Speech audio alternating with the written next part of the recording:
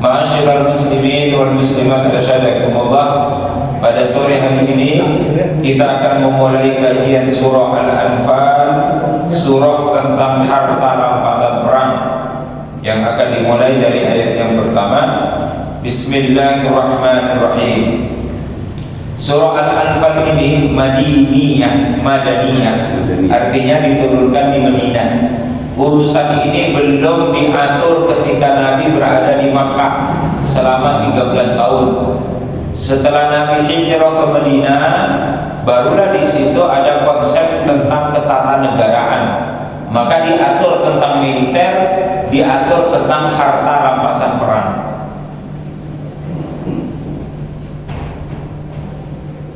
Ayatuha sab'un wa sittu ayat. Jumlah ayatnya sebanyak 76.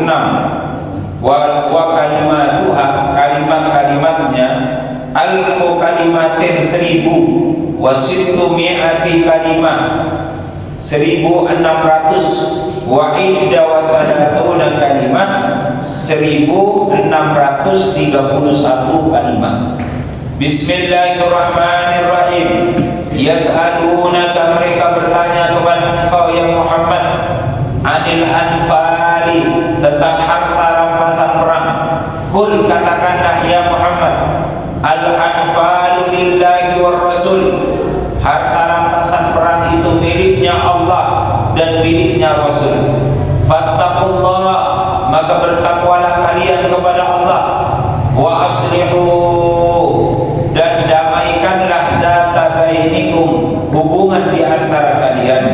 Wa ati'ullaha, taatlah kepada Allah. Wa rasulahu, dan rasulnya. In kuntum mu'minina, jika kalian orang-orang yang beriman.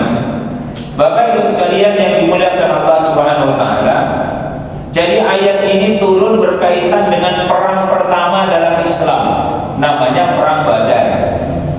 Kaum muslimin mendapatkan kemenangan yang luar biasa, sehingga terkumpul harta rampasan perang juga yang tidak sedikit. Tetapi justru ujian kaum muslimin itu muncul ketika ada soal tentang pembagian harta rampasan perang. Karena ada orang membunuh musuh, langsung dirampas pedangnya. Ya Rasulullah, ini pedang untuk saya.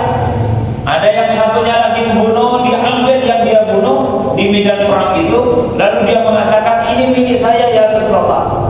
Tetapi ada sahabat yang lain, kalau bisa saya minta yang ini ya Rasulullah. Sehingga antara satu dengan yang lain itu saling. Lalu ada orang-orang sepuh yang diperintah oleh Nabi tidak ikut perang, tapi menjaga dari belakang, jangan sampai musuh menyerang dari belakang. Mereka protes, loh saya kok nggak dapat bagian ya Rasulullah, karena dia tidak ikut membunuh.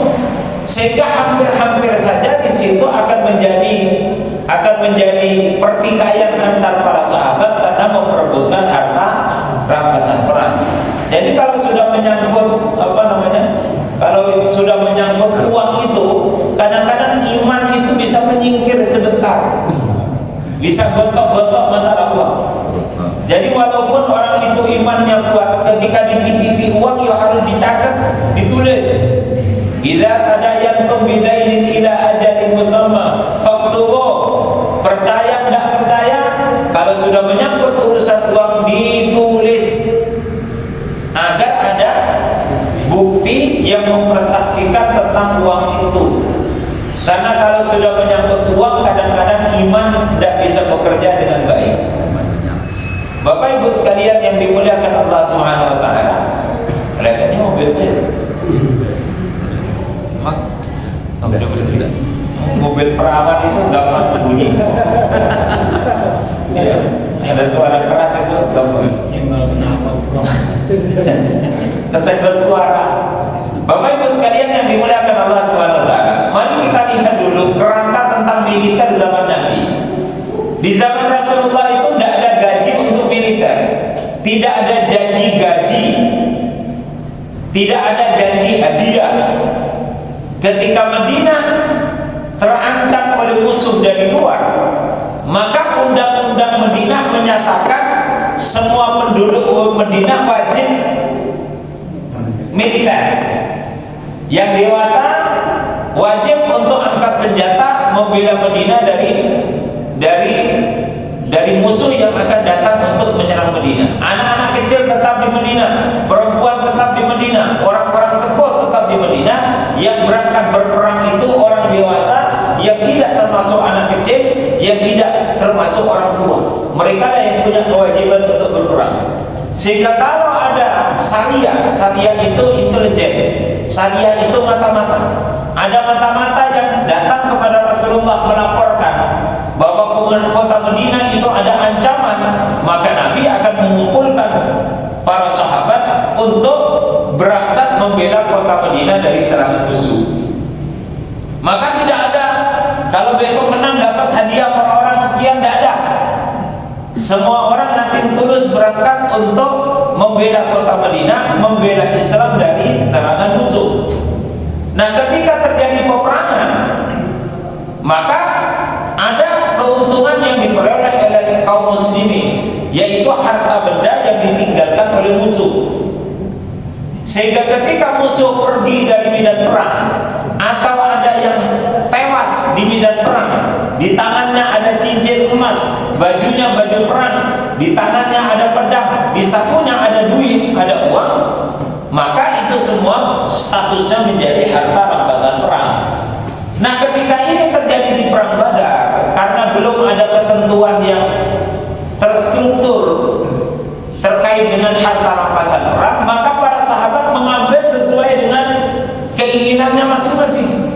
Sehingga ketika mereka mengambil pedang, lalu kemudian mengatakan ini pedang saya, maka kata Rasulullah,